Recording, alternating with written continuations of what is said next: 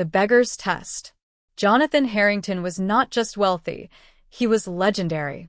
As the founder of Harrington Industries, he had built an empire spanning finance, construction, and technology. His only son, Michael, had recently stepped up as CEO, inheriting both responsibility and pressure. But Jonathan knew that money was a double-edged sword. It attracted not only opportunities but also parasites. He had seen empires crumble because of the wrong marriage, partners who married for fortune, not love. He had vowed that his son would never fall victim to such a fate. So when Michael announced his engagement to a woman named Camilla Stone, Jonathan's instinct stirred. Camilla was breathtaking, glamorous, and confident. On paper, she was perfect. But Jonathan had lived long enough to know that perfection was often a mask. He needed to see her true heart. And so, Jonathan devised a plan. He would disguise himself as a beggar and linger near the company headquarters. There, he would encounter his son's fiancée as an ordinary, vulnerable man, stripped of all wealth and power. Only then would her true nature be revealed. The disguise. The next morning, Jonathan dressed in rags. He smeared dust on his face, carried a battered hat, and walked with a stoop. To any passerby, he looked like an aging vagrant begging for coins. He took his place near the revolving doors of Harrington Industries, holding a cardboard sign that read, "Hungry. Please help." Some employees hurried past without a glance. Others muttered apologies and moved on. Jonathan did not blame them. His eyes, however, were fixed on one face, Camilla Stone. The encounter. At noon, a sleek black car pulled up. Camilla stepped out in a crimson designer dress, her heels clicking like gunshots on the pavement. Heads turned. Employees whispered.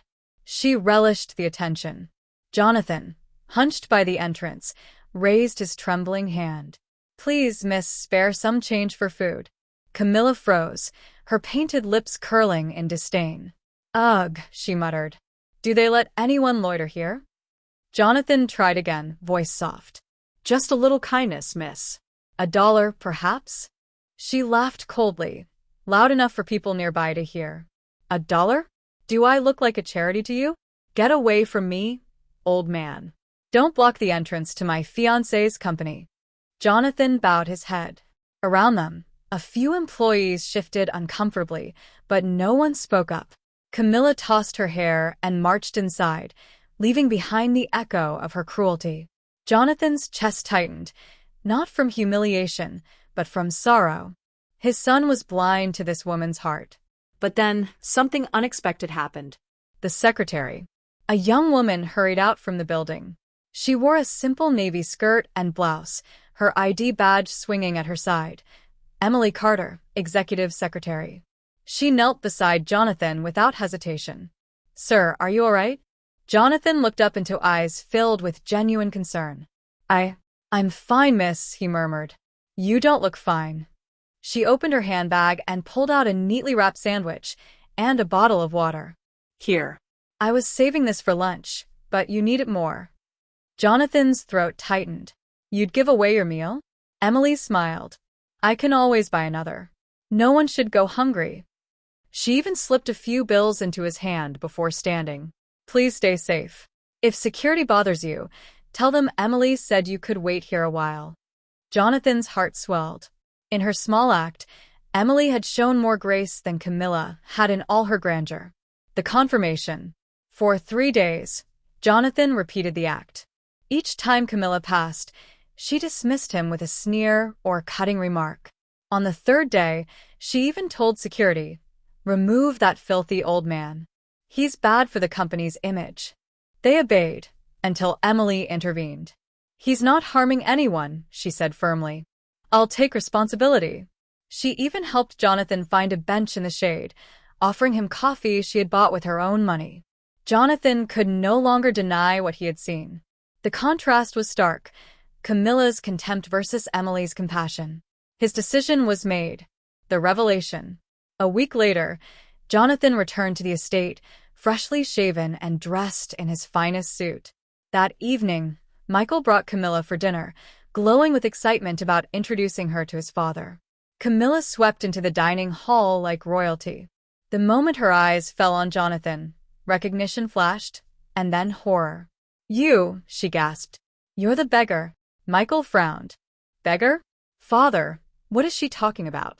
Jonathan raised his hand calmly. "She speaks the truth, Michael. I was the beggar outside your company." Michael stared, stunned. "Why would you?" "To test her," Jonathan said gravely. "To see if her love for you came with compassion, humility, and respect for all people, not just the wealthy." He turned to Camilla. "And you failed. You mocked me, shamed me, and tried to drive me away." Camilla flushed crimson. I didn't know who you were."